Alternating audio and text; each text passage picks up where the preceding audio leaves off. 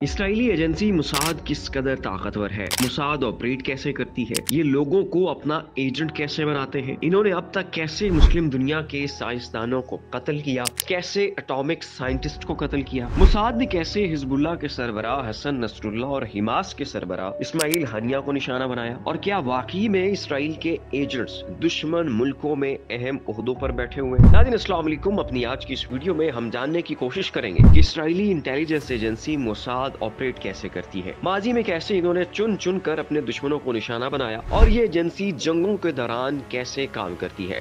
مزید آگے سے بڑھنے سے پہلے ہمارا چینل سبسکرائب کر دیں، شکریہ۔ ناظرین، موساد کا قیام 1949 میں عمل میں لایا گیا جب ڈیوڈ بن گوریون نے ہولوکاسٹ کے بعد اسرائیل کی آزادی کا اعلان کیا تھا۔ 1947 میں اقوام متحدہ کی ایک قرارداد میں فلسطین کو تقسیم کرنے کی تجویز پیش کی گئی تھی، جس کے تحت فلسطین کی زمین میں سے 56% زمین یہودی ریاست کو دی گئی، حالانکہ اس وقت یہودی آبادی بھی بہت کم تھی۔ تب 6 عرب ممالک نے اسرائیل کے خلاف جنگ کا اعلان کیا تھا، مگر تب اسرائیل نے ان 6 عرب ممالک کے خلاف فتح حاصل کر لی تھی۔ اس جنگ کے بعد اردن نے مغربی کنارے اور مشرقی یروشلم پر قبضہ کر لیا، مصر نے غزہ کو اپنے زیر انتظام کیا، اور اسرائیل نے بقیہ 78% علاقے پر کنٹرول حاصل کر لیا تھا۔ تب اسرائیلی وزیر اعظم بن گوریون نے سمجھا کہ اسرائیل کی بقا کا دار و مدار مؤثر انٹیلیجنس پر ہے، اور یوں اسرائیل کی خفیہ ایجنسیوں کی تشکیل ہوئی۔ اسرائیل کی انٹیلیجنس ایجنسیوں میں ایک امان ہے جو کہ فوجی انٹیلیجنس پر مامور ہے۔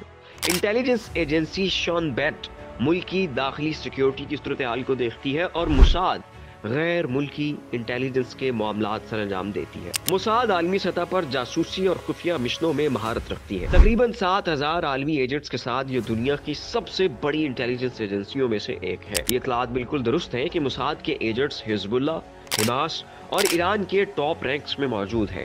ابھی حال ہی میں جیسے سید حسن نصر اللہ اور اسماعیل ہنیہ کو نشانہ بنایا گیا، اس سے صاف ظاہر ہے کہ یہ کسی اعلیٰ سطح افسر نے ہی مخبری کی، اور تبھی موساد نے اتنے نپے تلے آپریشنز کیے۔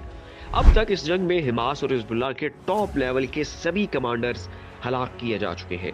یہ سب کچھ اسرائیل نے اپنے مضبوط جاسوسی نیٹ ورک کی مدد سے ہی حاصل کیا ہے۔ اس میں کوئی دو رائے نہیں کہ حزب اللہ، حماس اور ایرانی فوج میں ٹاپ لیول پر اسرائیلی جاسوس بیٹھے ہیں، جنہیں ڈالرز کی مدد سے اسرائیل نے خرید رکھا ہے۔ ناظرین، ایک نظر اب ہم موساد کی تاریخ پر ڈال لیتے ہیں۔ موساد ایک گمنام ایجنسی تھی، مگر 1961 میں بیونس آئرس سے ہولوکاسٹ کے ایک اہم مجرم ایڈولف آئخمن کو گرفتار کر کے اسرائیل لانے کے بعد موساد کو عالمی شہرت حاصل ہو گئی تھی۔ آئخمن کو اسرائیل میں مقدمے اور پھر پھانسی کا سامنا کرنا پڑا، اور اس طرح موساد نے اپنی صلاحیتوں کا لوہا پوری دنیا میں بنوا لیا۔ ناظرین، موساد کی بنیادی ذمہ داری اسرائیل کا تحفظ ہے، جس کے لیے موساد نے اپنے دشمنوں کے خلاف اب تک کئی کارروائیاں کی ہیں۔ 1962 میں مصر کے صدر جمال عبد الناصر نے اپنے میزائل پروگرام کا اعلان کیا، جسے سابق نازی سائنسدان کی مدد حاصل تھی۔ موساد نے اس پروگرام میں شامل کلیدی شخصیات کو نشانہ بنایا، اہم مصری کارندوں کو ہلاک کرنے کے لیے پارسل بم بھیجے گئے، اور ایک اہم سائنسدان ہائنز کروک کو اغوا کر لیا گیا۔ 1960 کی دہائی میں موساد نے نازی افسر اوٹو اسکلوزینی کو قائل کیا کہ وہ مصر کے میزائل پروگرام کو نقصان پہنچانے میں مدد دے، اور جرمن سائنسدان کو اس منصوبے سے پیچھے ہٹنے پر بھی مجبور کرے۔ سر جنگ کے دوران جب عرب ممالک میں سوویت ہتھیاروں کی بھرمار ہو رہی تھی، تب موساد نے عراقی پائلٹ منیر ردفا کو قائل کیا کہ وہ سوویت میگ 21 لڑاکا طیارے لے کر اسرائیل پہنچ جائے۔ بعد ازاں اسرائیل نے اسی طیارے سے حاصل کردہ معلومات کی مدد سے 1967 کی 6 روزہ جنگ میں پیشگی حملہ کیا تھا، جس میں اس نے مصر، اردن اور شام کو شکست دی، اور ویسٹ بینک، غزہ اور گولان کی پہاڑیاں اپنے قبضے میں لے لی۔ فلسطینی جنگجوؤں کے خلاف بھی موساد کے آپریشنز بہت منظم تھے۔ یاسر عرفات جو فتح کے بانی تھے، انہوں نے عسکری مزاحمت کی قیادت کی، اور موساد کے کئی قاتلانہ حملوں سے بچ نکلے۔ اب تک موساد حماس کے کئی جنگجوؤں کو دبئی، مصر اور قطر میں ہلاک کر چکی ہے۔ ماضی میں فلسطینی لبریشن آرگنائزیشن نے بھی اسرائیل پر مختلف حملے کیے، جن میں 1972 کے میونخ اولمپکس کے یرغمالیوں کا واقعہ سب سے مشہور ہے، جب فلسطینی لبریشن فرنٹ نے جرمنی میں 11 اسرائیلی کھلاڑیوں کو اغوا کر کے قتل کر دیا تھا۔ جرمن ریسکیو مشن کی ناکامی کے بعد موساد نے دشمنوں کی تلاش شروع کی اور کئی دشمنوں کو ہلاک کر دیا۔ 1976 میں فرانس کا ایک طیارہ PLO کے گروہ نے ہائی جیک کر لیا، جسے وہ یوگنڈا لے گئے۔ وہاں موساد نے اپنے اتحادیوں سے حاصل کی گئی معلومات کی مدد سے اینٹیمن ہوائی اڈے پر یرغمالیوں کو کامیابی سے آزاد کروا لیا تھا۔ یہ سب کامیابیاں اپنی جگہ، تاہم ایسا بھی نہیں ہے کہ موساد ہمیشہ کامیاب رہی ہو۔ 1973 میں یوم کپور جنگ سے پہلے موساد مصر اور شام کے حملے کا اندازہ نہیں لگا سکی تھی۔ حالانکہ موساد کا مخبر اشرف مروان، جو کہ مصری تھا اور مصر کی حکومت میں اہم پوزیشن پر تھا، یہ پل پل کی خبریں انہیں فراہم کیا کرتا تھا۔ یہ جنگ اسرائیل کے لیے چنبے کی بات تھی، کیونکہ وہ اس کے لیے تیار بھی نہیں تھے اور اس جنگ کو لے کر ان کے پاس حساس معلومات بھی نہیں تھی۔ لیکن پھر بھی اسرائیلی افواج عرب ریاستوں کو پیچھے دھکیلنے میں کامیاب ہو گئی تھی۔ جب مروان نے فوری طور پر اسرائیل کو خبردار کیا تھا کہ مصر یوم کپور پر، جو کہ اسرائیل کا مقدس ترین دن ہے، اس پر اسرائیل پر حملہ کرنے کا ارادہ رکھتا ہے، تو اسرائیل نے مروان پر بھروسہ کرنے سے انکار کر دیا تھا۔ ناظرین کرام، تب بھروسہ کرنے سے انکار کرنا اسرائیل کے لیے بہت بھاری ثابت ہوا تھا۔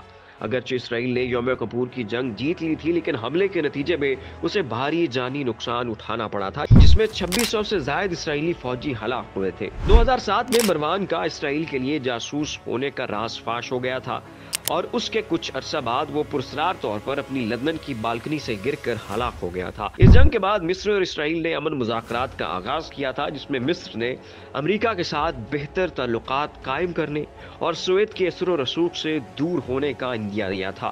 اسرائیل کے وزیر خارجہ موشے دیان نے اسی دوران مراکش کا خفیہ دورہ کیا تھا۔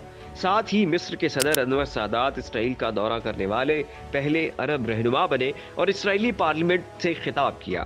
ناظرین، بعد ازاں امریکی صدر جمی کارٹر نے اسرائیلی وزیر اعظم مناخم بیگن اور سادات کے درمیان امن مذاکرات کی میزبانی کی، جس کے نتیجے میں 1979 میں کیمپ ڈیوڈ معاہدے اور امن معاہدے پر دستخط ہوئے۔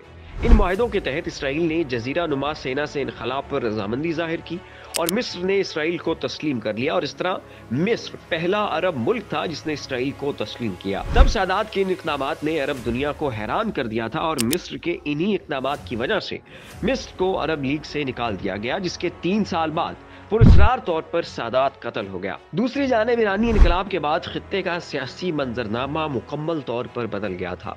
ایران، جو کبھی اسرائیل کا خفیہ اتحادی تھا، 1979 میں آیت اللہ خمینی کے اقتدار میں آنے کے بعد اس کا سب سے بڑا دشمن بن گیا۔ اسرائیل، جو پہلے ایران کے شاہ کو تیل کے بدلے فوجی کمک اور اسلحہ فراہم کیا کرتا تھا، اب وہی ایران امام خمینی کی حکومت میں اسرائیل کو تباہ کرنے کا عہد کر چکا تھا اور فلسطینی لبریشن آرگنائزیشن کے ساتھ صف بندی بھی کر چکا تھا۔ ناظرین، 1982 میں اسرائیل نے PLO کو تباہ کرنے اور لبنانی عیسائی ملیشیا کی حمایت کے لیے لبنان پر حملہ کیا تھا۔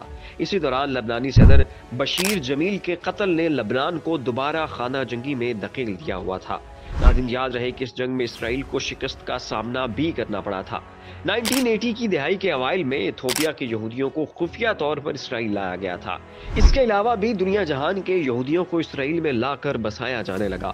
1993 میں اسرائیلی اور فلسطینی رہنما بشمول یاسر عرفات اوسلو میں امن مذاکرات کے لیے ملے۔ عرفات، جنہوں نے پہلے اسرائیل کی تباہی کا مطالبہ کیا تھا، انہوں نے اسرائیل کے وجود کے حق کو تسلیم کیا اور ایک امن معاہدے پر دستخط کیے، جس کے نتیجے میں دونوں فریقوں کو نوبیل انعام دیا گیا۔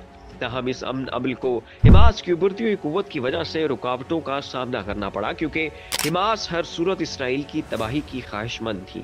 اسرائیل کی توقع تھی کہ PLO حماس کو قابو میں رکھے گی، لیکن حماس کی طاقت بتدریج بڑھتی گئی، جس کے نتیجے میں خود کش حملوں کی ایک ایسی لہر آئی جس نے اسرائیل کو اپنی لپیٹ میں لے لیا، جس کے جواب میں اسرائیلی وزیر اعظم بنجامن نیتن یاہو نے موساد کو حماس کے رہنماؤں کو نشانہ بنانے کی ہدایت کی تھی۔ 2002 میں موساد نے ایران کا مقابلہ کرنے پر توجہ مرکوز رکھی، کیونکہ ایران حماس اور فلسطینی اسلامی جہاد جیسے اسرائیل مخالف گروہوں کی طاقت میں اضافہ کر رہا تھا۔ ناظرین، موساد کی جانب سے اب تک کئی مرتبہ ایران کی نیوکلیئر فیسلٹیز کو نشانہ بنایا جا چکا ہے اور موساد نے ایران کے 10 سے زائد بڑے نیوکلیئر سائنسدانوں کو ہلاک کر دیا ہوا ہے۔ موساد نے 2018 میں شواہد دریافت کی ہے کہ ایران نے جوہری سرگرمیاں دوبارہ شروع کر دی ہیں، جس کے نتیجے میں امریکہ نے جوہری معاہدے سے دستبرداری اختیار کی تھی۔ 2006 میں بھی حزب اللہ اور اسرائیل کے درمیان جنگ چھڑی، جو کہ 34 دن تک جاری رہی، لیکن اس جنگ میں بھی اسرائیل کو شکست کا سامنا کرنا پڑا تھا۔ 19 جنوری 2010 کو موساد کے خفیہ ایجنٹس نے سیاحوں کا روپ دھار کر حماس کے کمانڈر محمود المبوح کو نشانہ بنایا۔ इनमें से 2 एजेंट्स टेनिस खिलाड़ियों का भेष धार कर दुबई के एक पुरतायुश होटल में पहुंचे ताकि हमास के कमांडर का कमरा नंबर मालूम कर सके। बाद में सीसीटीवी फुटेज में एक मर्द और औरत को कार्रवाई के दौरान हाल में पहरा देते हुए देखा गया। इसी दौरान हमलावर टीम ने अल-मबू को उनके कमरे में कत्ल कर दिया। बाद एजेंट दुबई से फौरन निकल गए और गिरफ्तारी से बच गए, जिसके नतीजे में यह कयास आराइयां हुई कि इस कार्रवाई की मंसूबाबंदी इसराइली खुफिया एजेंसी मुसाद ने की थी। मुसाद के इंटेलिजेंस में इंतहाई माहिर होने के बावजूद 7 अक्टूबर 2023 को मुसाद को एक बड़े इंटेलिजेंस फेलियर का सामना करना पड़ा जब हमास ने गजा से अचानक हमला किया और एक म्यूजिक फेस्टिवल में 364 अफराद को हलाक कर दिया था। ये हमला इंतहाई मुनज़्ज़म था। बैक वक्त इसराइल पर फिजाई, जमीनी और समंदरी हमले हुए, मगर इसराइली एजेंसी मुसाद बर वक्त मतला करने में नाकाम रही। ताहम इसमें कोई शक नहीं कि इसराइली इंटेलिजेंस एजेंसी दुनिया की मजबूत तरीन इंटेलिजेंस एजेंसीज में से एक है। गुज़श्ता 1 साल से जारी इस जंग में इसराइल की जानिब से गजा पर अंधाधुंध बमबारी की जा रही है। पूरा गजा मलिया मेट किया जा चुका है। लबनान पर भी उसी शिद्दत से हमले जारी हैं। मुसाद इस कदर ताकतवर है कि ये ईरान के अंदर इस्माइल हनिया को निशाना बना सकती है, ईरान के अंदर ईरान के न्यूक्लियर साइंटिस्ट को कत्ल कर सकती है। मुसाद अमेरिका के ताउन से कासिम सुलेमानी और बाकी मिलिशियाज के सरबराहों को निशाना बना सकती है। इनका हर हमला बहुत नपातुला होता है और अगर ये चाहें तो कोलैटरल डैमेज से बच सकते हैं और आम इंसानों का जानी नुकसान कम से कम किया जा सकता है। लेकिन इस सब के बावजूद इसराइल अंधाधुंध फिजाई हमले कर रहा है, जिसके सबब अब तक 45,000 से ज्यादा आम इंसान कत्ल हो चुके हैं, जिसमें ज्यादातर तादाद बच्चों और खवातीन की है। तो नाज़रीन, ये थी मुसाद के खुफिया ऑपरेशंस और उसके तरीका वारदात पर एक डॉक्यूमेंट्री। इस हवाले से आप अपनी कीमती राय का इज़हार नीचे कमेंट बॉक्स में जरूर कीजिएगा। इसी के साथ अपने मेज़बान गालिब सुल्तान को इजाज़त दीजिए। अपना ख्याल रखिएगा। अल्लाह हाफिज़।